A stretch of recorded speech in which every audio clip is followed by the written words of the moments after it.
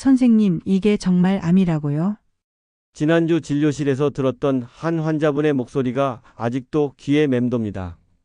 70세 할머니셨는데 몇 달 동안 종아리가 가려워서 오셨거든요.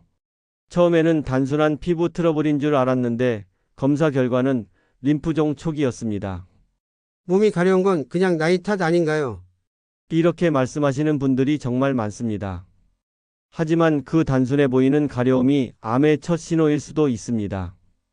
안녕하세요. 종양내과 전문의 한도영입니다. 30년 넘게 암 환자들을 치료하면서 저는 하나의 확실한 사실을 깨달았습니다. 암은 절대 갑자기 오지 않는다는 것입니다. 우리 몸은 언제나 조용히 신호를 보내죠. 그런데 그 신호 중에서 가장 무시하기 쉬운 것이 바로 가려움증입니다. 제가 지금까지 진료한 수많은 환자들 중에서 초기 암 진단을 받은 분들이 공통적으로 호소했던 증상이 바로 이상한 가려움증이었거든요. 특히 60세 이상 분들께서는 더욱 주의 깊게 들어보셔야 합니다. 나이가 들면서 우리 몸의 면역력도 약해지고 세포들도 변화가 생기기 쉬워집니다. 그래서 작은 신호라도 놓치면 안 되는 거예요. 저는 지난 30년 동안 수천 명의 암 환자분들을 만났습니다. 그 중에서도 기억에 남는 분들은 바로 초기 증상을 놓쳤던 분들이에요. 아, 그때 그 가려움증을 무시하지 말고 병원에 왔으면 좋았을 텐데라고 후회하시는 모습을 너무 많이 봤거든요. 하지만 반대로 작은 신호를 놓치지 않아서 조기에 발견된 분들도 많았습니다. 그분들은 지금도 건강하게 지내고 계세요. 바로 이런 차이가 생명을 좌우할 수 있다는 걸 여러분께 꼭 말씀드리고 싶었어요.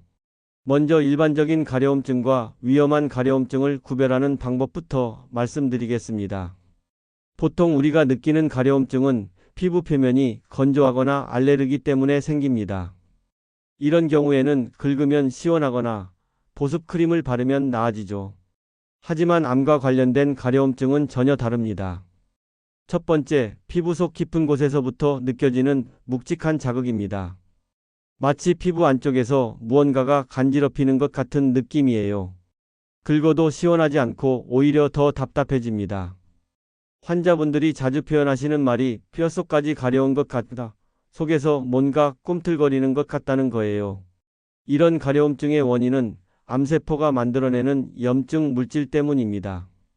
이 물질들이 피부 깊숙한 곳의 신경을 자극하기 때문에 표면을 아무리 긁어도 해결되지 않는 거죠.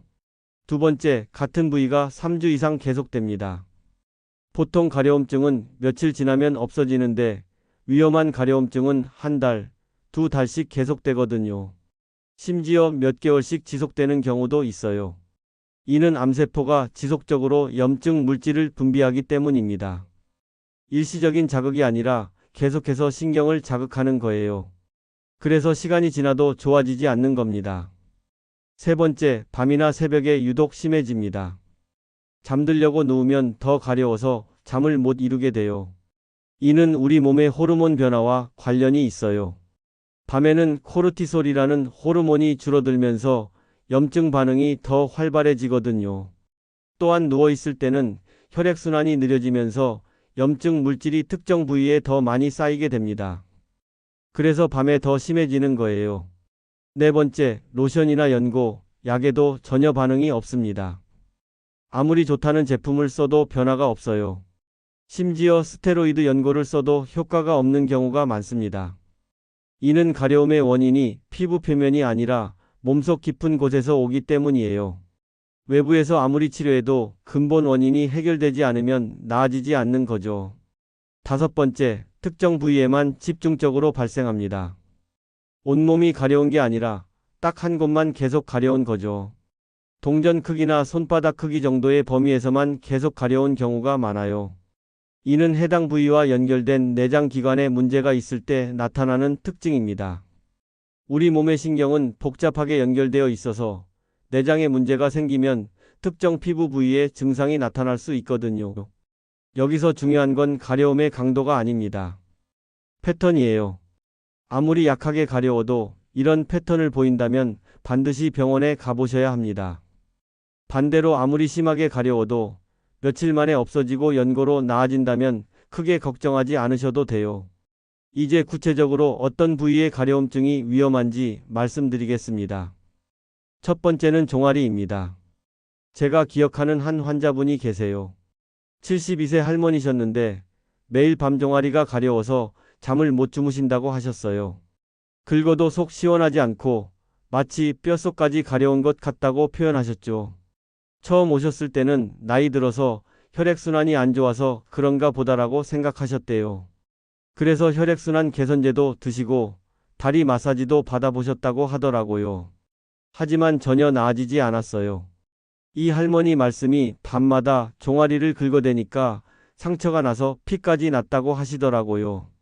가족들도 할머니가 밤마다 다리를 긁는 소리 때문에 잠을 못 잔다고 걱정이 많았어요. 3개월 정도 지나서 딸이 억지로 병원에 데려왔는데 혈액 검사를 해보니 림프구 수치에 이상이 있었어요. 더 정밀한 검사를 해본 결과 림프종 초기 단계였습니다. 림프종은 우리 몸의 면역 시스템에 생기는 암이에요. 초기에는 별다른 증상이 없는데 림프액의 흐름이 막히면서 다리 부위에 염증 물질이 쌓이게 됩니다. 그래서 종아리나 발목 근처가 이상하게 가려워지는 거죠. 특히 잠들기 전에 더 심해지는 이유는 누워있을 때 림프액 순환이 더 느려지기 때문입니다. 일반적인 가려움 약으로는 절대 나아지지 않아요. 다행히 이 할머니는 초기에 발견해서 치료를 잘 받으셨고 지금은 건강하게 지내고 계세요. 림프종은 혈액암의 일종인데 조기에 발견하면 완치율이 90% 이상이에요. 하지만 늦게 발견하면 치료가 어려워지죠. 이 할머니처럼 다리 가려움증을 무시하지 않은 게 정말 다행이었어요. 두 번째는 등 중앙 부위입니다. 58세 남성분이셨는데 등 한가운데가 동전 크기만큼 계속 간지럽다고 하셨어요. 아내분이 등을 긁어줘도 시원하지 않고 파스를 붙여도 소용없다고 하셨죠. 이분은 건설업에 종사하셔서 처음에는 근육이 뭉쳐서 그런가 보다 생각하셨대요.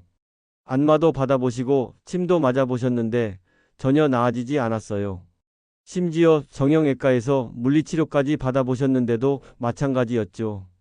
등 한복판이 동전만하게 계속 가려운데 손이 안 닿아서 벽에 등을 비비고 다녔다고 하시더라고요. 직장에서도 등 좀 긁어달라고 동료들에게 부탁하시느라 부끄러웠다고 하셨어요. 6개월 정도 지나서 소화불량 증상까지 생겨서 병원에 오셨는데 복부 CT를 찍어보니 췌장에 작은 종양이 발견됐습니다. 췌장암 초기 단계였어요. 췌장에 문제가 생기면 담즙의 흐름이 막힙니다. 그러면 담즙 성분이 혈액 속으로 들어가서 온몸을 돌아다니게 되죠. 이 물질들이 등 부위의 신경을 자극해서 가려움증을 일으키는 겁니다. 신기한 건 췌장은 배 앞쪽에 있는데 등이 가려워진다는 점이에요. 이걸 연관 통증이라고 부르는데 내장 기관에 문제가 생기면 전혀 다른 부위가 아플 수 있거든요. 이는 신경의 연결 구조 때문인데 같은 척추신경에서 나온 가지들이 내장과 피부를 함께 지배하기 때문이에요. 췌장암은 조기 발견이 어려운 암 중 하나인데 이분처럼 등 가려움증으로 초기에 발견된 건 정말 다행이었어요. 수술로 완전히 제거할 수 있었거든요. 세 번째는 두피입니다. 63세 여성분이셨는데 귀 뒤쪽과 정수리 근처가 끈질기게 가렵다고 하셨어요. 샴푸를 바꿔도 소용없고 피부과 약을 써도 나아지지 않았죠. 처음에는 스트레스 때문인가 싶어서 스트레스 관리도 해보시고 머리를 더 자주 감아보기도 하셨대요. 하지만 오히려 더 심해지는 것 같다고 하셨어요. 머리가 가려워서 하루 종일 긁어대니까 비듬도 많이 생기고 머리카락도 빠졌다고 하시더라고요. 미용실에 가서도 머리가 왜 이렇게 가려우냐고 물어보셨는데 미용사도 모르겠다고 했대요. 2개월 정도 지나서 잇몸에서 피가 자주 나기 시작했고 멍도 잘 들게 됐어요. 그래서 혈액 검사를 해보니 백혈구 수치가 비정상적으로 높았습니다. 급성 백혈병 초기 단계였어요. 백혈병이 생기면 비정상적인 혈액 세포들이 늘어납니다.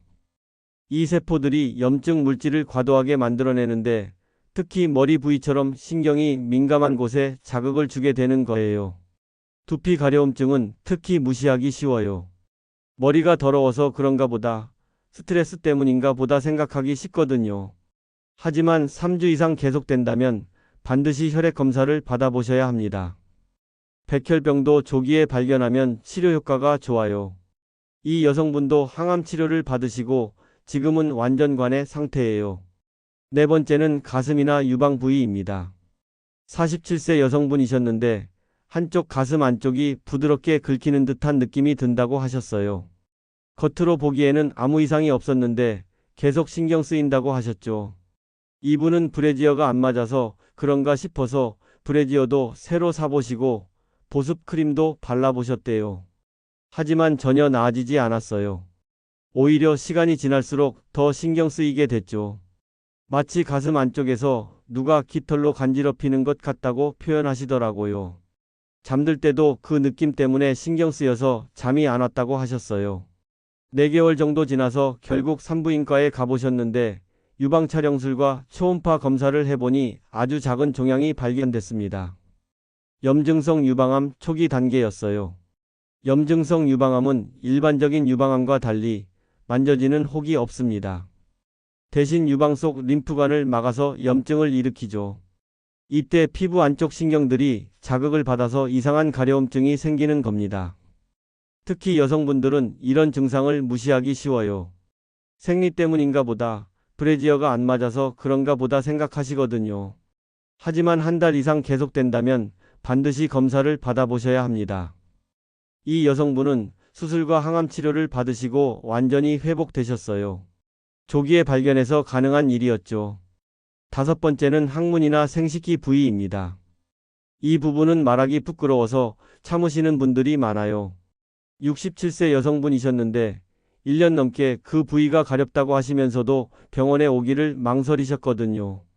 처음에는 치질인가 싶어서 치질 연고도 써보시고 좌욕도 하셨대요. 하지만 전혀 나아지지 않았어요. 딸에게도 말하기 부끄러워서 혼자 끙끙 앓고 계셨죠. 화장실 갈 때마다 가려워서 휴지로 계속 닦았더니 상처가 났다고 하시더라고요. 밤에도 가려워서 잠을 못 잤는데 누구에게도 말할 수 없어서 혼자 참았다고 하셨어요. 결국 딸이 눈치를 채고 억지로 병원에 데려왔는데 검사를 해보니 외음부에 전암병변이 발견됐습니다. 바이러스 감염으로 시작됐는데 면역력이 약해지면서 암으로 진행되기 직전 상태였죠. 특히 폐경 이후 여성분들은 호르몬 변화로 인해 이런 문제가 생기기 쉽습니다. 부끄럽다고 참지 마시고 반드시 산부인과 검진을 받아보셔야 해요. 남성분들도 마찬가지예요. 전립선 문제나 대장 질환 때문에 항문 주변이 가려울 수 있거든요. 치질이나 치액으로 생각하고 넘기기 쉬운데 3주 이상 계속되면 꼭 검사를 받아보세요. 6번째는 손발바닥입니다.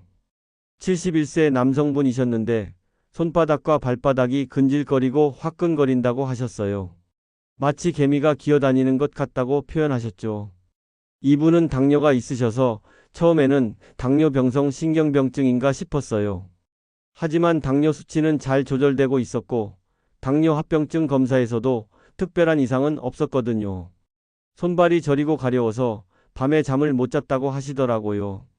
양말을 벗고 발을 차가운 바닥에 대고 있어야 조금 나았다고 하셨어요.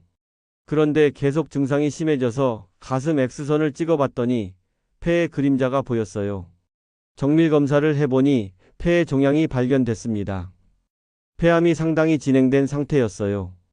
암이 진행되면 독성 물질들이 혈액을 통해 온몸으로 퍼집니다. 특히 손발끝 신경들이 이런 독성 물질에 민감하게 반응하죠. 이걸 종양성 신경병증이라고 부릅니다. 손발바닥 가려움증은 암이 어느 정도 진행된 후에 나타나는 증상이에요. 그래서 더욱 빨리 병원에 가셔야 합니다. 하지만 다행히 이분도 항암 치료를 통해 상태가 많이 좋아지셨어요.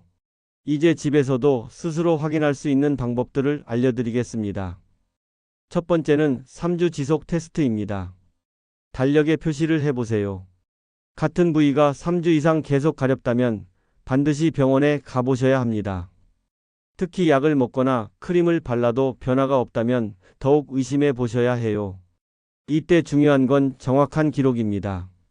언제부터 가려웠는지, 어떤 부위가 가려운지, 어떤 치료를 시도해 봤는지 꼼꼼히 적어두세요. 병원에 가실 때 의사에게 정확한 정보를 전달할 수 있어요. 스마트폰 메모장이나 수첩에 간단히라도 적어두시면 도움이 많이 돼요. 5월 1일부터 왼쪽 종아리 가려움, 보습 크림 효과 없음 이런 식으로요. 두 번째는 크림 반응 확인입니다.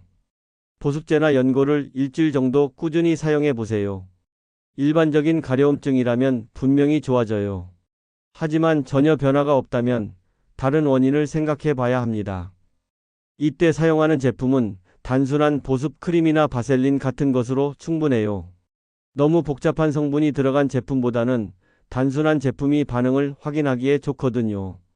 약국에서 파는 일반적인 보습제나 의사가 처방해주는 기본적인 연고를 써보세요. 일주일 써도 전혀 변화가 없다면 의심해 볼 필요가 있어요. 세 번째는 동반 증상을 확인하는 것입니다.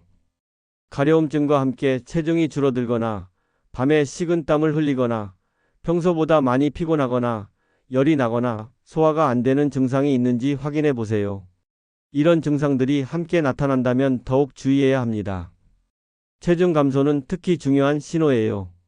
식욕이 떨어지지 않았는데도 한 달에 2-3kg씩 빠진다면 반드시 검사를 받아보셔야 해요. 또한 평소보다 쉽게 피곤해지거나 계단 오르기가 힘들어지거나 집중력이 떨어지는 것도 중요한 신호일 수 있어요. 네 번째는 시간대를 체크하는 것입니다. 밤마다 가려워서 잠을 못 이루는지 확인해 보세요. 낮에는 괜찮다가 밤에만 심해진다면 단순한 피부 문제가 아닐 가능성이 높아요. 특히 새벽 2시에서 4시 사이에 가장 심해진다면 더욱 의심해 봐야 합니다. 이 시간대는 우리 몸의 면역 활동이 가장 활발한 시간이거든요. 한 환자분은 매일 새벽 3시쯤 되면 가려워서 깨서 1시간씩 긁어대다가 겨우 잠들었다고 하시더라고요. 이런 패턴이 2주 이상 계속된다면 반드시 병원에 가보세요. 또한 스트레스를 받거나 감정이 격해질 때 더 심해지는지도 확인해 보세요. 암과 관련된 가려움증은 스트레스와 상관없이 일정한 패턴을 보이는 경우가 많거든요. 다섯 번째는 가족력을 확인하는 것입니다. 부모님이나 형제 자매 중에 암 진단을 받은 분이 계시다면 더욱 민감하게 대처하셔야 합니다. 유전적인 요인이 있을 수 있거든요. 가족력이 있으시다면 정기검진 주기도 앞당기시는 게 좋아요. 일반적으로는 2년에 한 번씩 받는 종합검진을 1년에 한 번씩 받아보시는 것을 권합니다. 특히 부모님이나 형제가 같은 종류의 암에 걸리셨다면 해당 부위와 관련된 증상에 더욱 주의하셔야 해요. 예를 들어 부모님이 대장암이셨다면 항문 주변 가려움증을, 유방암이셨다면 가슴 부위 가려움증을 더 세심하게 관찰하세요. 그리고 하나 더 말씀드리자면 증상 일기를 써보시는 것도 좋습니다. 언제 가려운지, 어떤 상황에서 더 심해지는지, 다른 증상은 없는지 기록해 두세요. 스마트폰 메모장에라도 간단히 적어두시면 도움이 돼요. 또한 사진도 찍어두세요. 가려운 부위에 발진이나 상처가 생겼다면 사진으로 기록해 두시면 병원에서 진료받을 때 의사가 증상의 변화를 파악하는 데 도움이 됩니다. 온도나 습도, 계절과의 관련성도 확인해 보세요. 겨울에만 심해지는 가려움증은 대부분 건조함 때문이지만 계절과 상관없이 지속되는 가려움증은 다른 원인을 생각해 봐야 해요. 음식과의 관련성도 체크해 보세요. 특정 음식을 먹은 후에 가려워진다면 알레르기일 가능성이 높지만 음식과 상관없이 지속되는 가려움증은 더 주의 깊게 관찰해야 합니다. 마지막으로 여러분께 당부의 말씀을 드리고 싶습니다. 가려움증이 꼭 암을 의미하는 건 아닙니다. 대부분은 단순한 피부 문제이거나 다른 질환 때문일 수 있어요. 하지만 암의 시작이 될 수도 있다는 사실을 잊지 마셔야 합니다. 30년간 환자분들을 치료하면서 제가 가장 안타까웠던 경우는 초기 신호를 무시하다가 늦게 발견된 경우들이었습니다. 그때 좀 더 일찍 왔으면 좋았을 텐데라는 말을 수없이 들었거든요. 반대로 작은 증상이라도 놓치지 않고 검사를 받아서 조기에 발견된 분들은 대부분 완치됐어요. 암도 다른 병과 마찬가지로 조기에 발견하면 충분히 치료할 수 있는 병입니다. 우리 몸이 보내는 모든 신호는 다 이유가 있습니다. 처음에는 사소한 불편으로 느껴질 수 있지만 그 신호를 무시하지 마세요. 특히 60세 이후에는 예방이 생명을 지킵니다. 정기적인 건강검진도 중요하지만 평소에 우리 몸의 변화를 세심하게 관찰하는 것도 똑같이 중요해요. 건강검진은 1년에 한 번 받지만 우리 몸은 매일 신호를 보내거든요. 혹시 지금 이 말씀을 듣고 계시면서 나도 그런 가려움증이 있는데라고 생각하시는 분이 계시다면 부디 미루지 마세요. 내일 당장 병원 예약을 잡으세요. 괜찮겠지라는 생각보다는 확인해보자는 마음가짐이 중요해요. 건강한 노후를 위해서는 우리 스스로가 가장 좋은 의사가 되어야 합니다. 우리 몸의 작은 변화에도 귀 기울이고 필요할 때는 주저하지 말고 전문의의 도움을 받으시기 바랍니다. 그리고 가족들에게도 오늘 들으신 내용을 꼭 전해주세요. 나이 드신 부모님이나 배우자분께서 이상한 가려움증을 호소하신다면 나이 들어서 그래라고 넘기지 마시고 함께 병원에 가보시기 바랍니다. 암은 무서운 병이지만 조기에 발견하면 충분히 치료할 수 있습니다. 우리 몸이 보내는 신호에 귀 기울이는 것, 그것이 건강한 삶의 첫걸음입니다. 여러분과 여러분 가족 모두가 건강하시길 진심으로 바랍니다. 오늘 말씀드린 내용을 잊지 마시고 혹시 의심스러운 증상이 있으시면 주저하지 말고 병원을 찾아주세요. 여러분의 건강한 삶을 응원하겠습니다. 감사합니다.